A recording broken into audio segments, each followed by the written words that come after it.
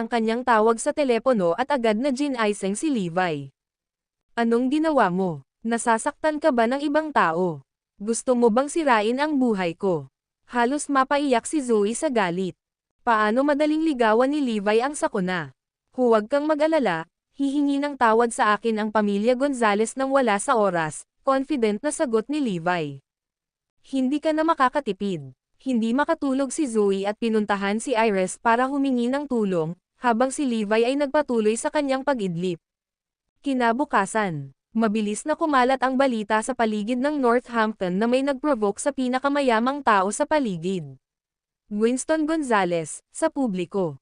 Ang pagkatalo kay Park Guk-chang ay katulad ng pagpapahiya kay Winston. Kinaumagahan, nakapila sa labas ang fleet ng mga sasakyan ng pamilya Gonzales.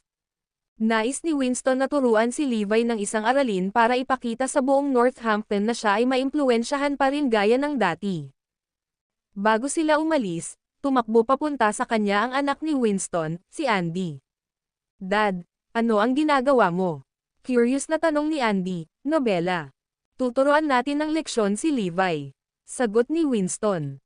Hindi ka makakapunta ngayon. Ang bagong Commander-in-Chief, si Percy Covington, ay malapit nang dumating sa Northampton.